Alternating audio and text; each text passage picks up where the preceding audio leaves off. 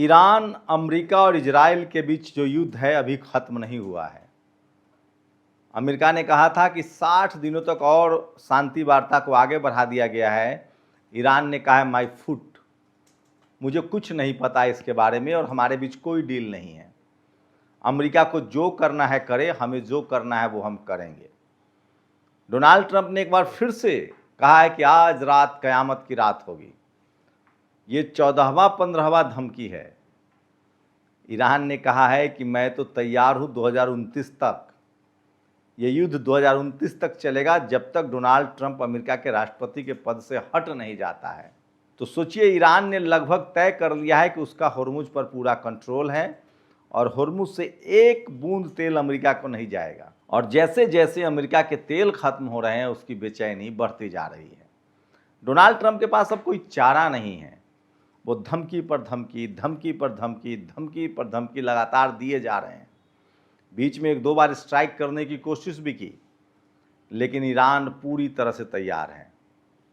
अब आईआरजीसी के कमांडर ने कहा है कि अब अगर कोई बड़ा हमला हुआ, कोई बड़ी कोशिश हुई, तो हम अमेरिकी शहरों को निशाना बनाएंगे।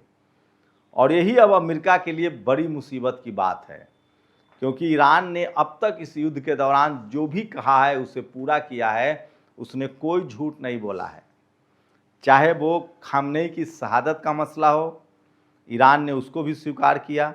लारिजानी को मारे जाने की बात हो, ईरान ने उसको भी स्वीकार किया। ईरान ने कभी इस युद्ध में झूठ नहीं बोला। इसलिए दुनिया भरोसा कर रहा है कि अब अगर अमेरिका ने हमला किया तो अमेरिकी शहर, खासकर न्यूयॉर्क हो या वाशिंगटन डीसी हो, उनको भी निशाना बनाया जा सकता है। नॉर्थ कोरिया, चीन और रूस से नज़दीकी की बातें दुनिया को पता है कि ईरान की मदद कर रहा है। और शायद यही वजह है कि डोनाल्ड ट्रंप की मुश्किलें बढ़ती जा रही है और डोनाल्ड ट्रंप चाह कर भी इस युद्ध से निकल नहीं पा रहा है। दरअसल मामला यहाँ फंसा हुआ है कि अब जो एमओयू पर समझौता हुआ था, उसके बाद बात हुई थी कि होर्मुज खोल दिया जाएगा। ईरान ने कहा कि हम भी होर्मुज खोल देंगे, अमेरिका पहले अपना बैरिकेडिंग हटाए। उसके बाद ईरान ने कहा कि हम अमेरिका का तेल का शिप तभी जाने देंगे जब हमारे हुए नुकसान का वो भरपाई करे। ईरान $325 बिलियन के शुरुआती भरपाई की मांग कर रहा है।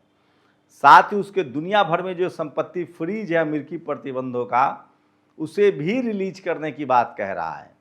और बगैर ये किए हुए वो होर्मुज से अमेरिका के तेल शिप को नहीं जाने देगा।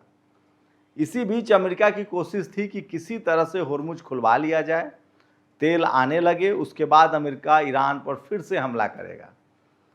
लेकिन अमेरिका डाल डाल है तो ईरान पात पात है। ईरान ने कहा कि पहले बैरिकेडिंग हटाओ और पहले हट जाना दो, उसके बाद तुम्हें तेल जाने देंगे। जैसे ही अमेरिका ने कई दूसरे देशों के झंडे के नाम पर बड़े बड़े तेल शिप को क्रॉस कराने की कोशिश की, ईरान ने उनको निशाना बनाया और ध्वस्त कर दिया। तो सोचिए, ये स्थिति है। लेकिन अमेरिका के चक्कर में खाड़ी देश पीस रहे हैं। होर्मुज बंद है। खाड़ी देशों का मेन जो व्यापार है, मेन जो उनके जो इकोनॉमी है, वो तेल बेचना है।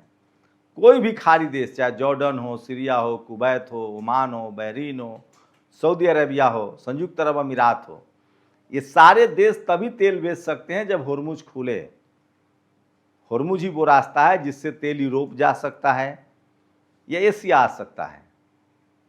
लेकिन सोचिए, उस रास्ते को ईरान ने बंद कर दिया है।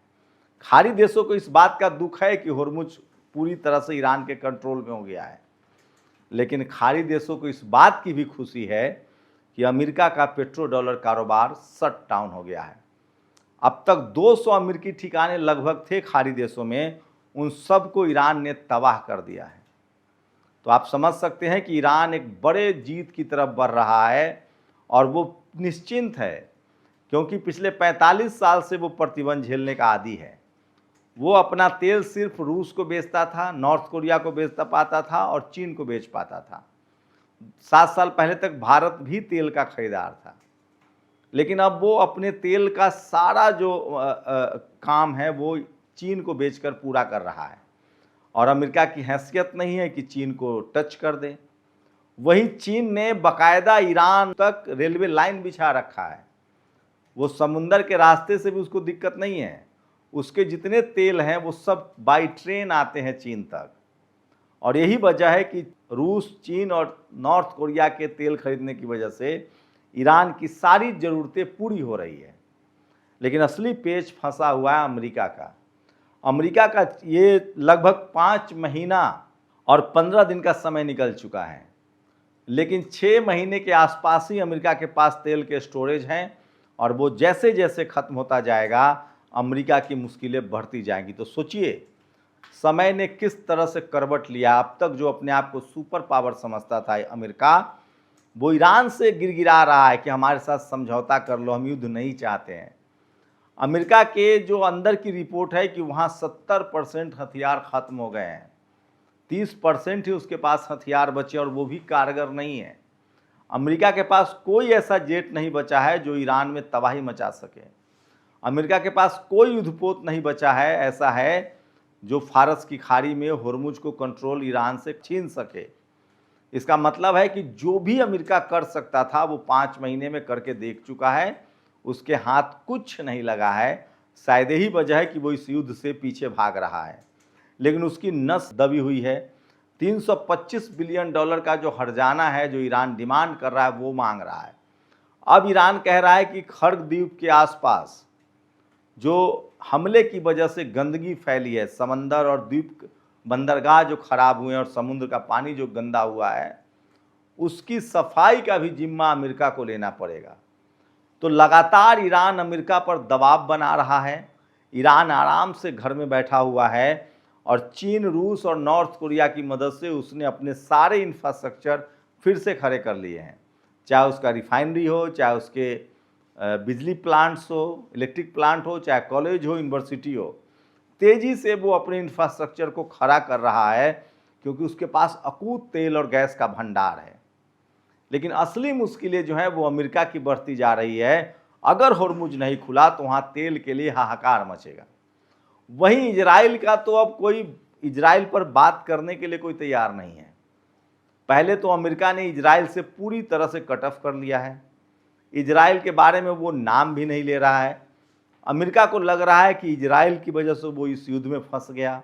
ज़्यादातर अमेरिकियों का मानना है कि बेंजामिन नेतन्याहू का दबाव है डोनाल्ड ट्रंप पर। एप्स्टीन फाइल में नाम होने की वजह से वो नाच रहा है बेंजामिन नेतन्याहू के इशारे पर। लेकिन ईरान जो है वो तय कर चुका है कि फ़िलिस्तीन की आज़ादी वो मुकम्मल कराएगा। मैंने आपको पहले भी बताया था कि ईरान ने कई बार कहा है कि फ़िलिस्तीन की आज़ादी ही उसका पूरा एजेंडा है। इस युद्ध में वो गया ही इसलिए था क्योंकि फ़िलिस्तीन को आज़ाद कराना है। आपको बता दें कि फ़िलिस्तीन पर लगभग इजराइल ने कब्ज़ा कर लिया था और उसके बाद वो लेबनान पर कब्जे की कोशिश कर रहा था क्योंकि उसका सपना था ग्रेटर इजराइल का। और इस ग्रेटर इजराइल के रास्ते में ईरान एक बड़े रोड़े की तरह सामने था। उसके बाद उसे लगा कि लेबनान पर कब्जा कर सकते हैं, फ़िलिस्तीन पर कर सकते हैं, तो ईरान पर भी कर सकते हैं। और अमेरिका के साथ मिलकर उसने ईरान पर हमले की गलती कर दी। और अब नतीजा है कि इजराइल के 50 लाख लोग लगभग बंकर में रहने को मजबूर हैं। जब चाहे, जिस समय चाहे, जिस शहर पर चाहे ईरान इजराइल के तेल अवीव से लेकर तमाम शहरों पर, जो उसकी राजधानी है तेल अवीव, वहाँ मिसाइलें दागता है और बड़ा जो है आगजनी करता है। वहीं खाड़ी देशों में जितने अमेरिकी ठिकाने हैं वो लगभग ध्वस्त हो चुके हैं। इराक जो अमेरिका का सबसे बड़ा कंट्रोल सेंटर था, वहाँ भी अमेरिकी सैनिकों को अब भागना पड़ रहा है। तो डोनाल्ड ट्रंप के पास अब कोई रास्ता नहीं है, कोई चारा नहीं इस युद्ध से निकलने का। वो चाहकर भी इस युद्ध से नहीं निकल सकता है क्योंकि बगैर हर्जाना दिए ईरान तैयार ही नहीं है इस युद्ध से वापस निकलने के लिए। और ईरान के पास होर्मुज जैसा रास्ता है और जब तक होर्मुज नहीं खुलता है तब तक अमेरिका की मुश्किलें बढ़ती चली जाएंगी क्योंकि दुनिया भर में तेल और गैस की किल्लत होगी। ईरान साफ कह रहा है कि हमने किसी का रास्ता नहीं रोका है, हमने सिर्फ अमेरिका के रास्ते बंद किए हैं। हम उसको तेल और गैस नहीं देंगे, अमेरिका और इजराइल को न जाने देंगे क्योंकि उसने हम पर हमला किया है। वही बाहर तौर से अमेरिका बैरिकेड कर रखा है, मतलब हमें तेल नहीं मिलेगा तो किसी को तेल नहीं देंगे। और इसी वजह से दुनिया भर में तेल और गैस की कीमतें जो हैं वो आसमान छू रही है। तो सोचिए आज पूरी दुनिया में अगर अर्थव्यवस्था बीमार है, अर्थव्यवस्था और ख़राब हो रही है, तो इसके पीछे डोनाल्ड ट्रंप और बेंजामिन नेतन्याहू है, जो ईरान पर कब्जा करना चाहता था। पूरी दुनिया के देशों का मानना है कि ईरान अपनी संप्रभुता की लड़ाई लड़ रहा है। आप लोग अपनी राय जरूर दीजिए। शुक्रिया। दस्तक की आपसे गुजारिश है कि अगर इसको बचाना चाहते हैं तो नेशनल दस्तक को सब्सक्राइब करने के लिए रेड कलर के सब्सक्राइब बटन को दबाएं, फिर बेल आइकन की घंटी दबाएं। नेशनल दस्तक को बचाने के लिए बहुत जरूरी है कि हर खबर को शेयर करें, लाइक करें, कमेंट जरूर करें।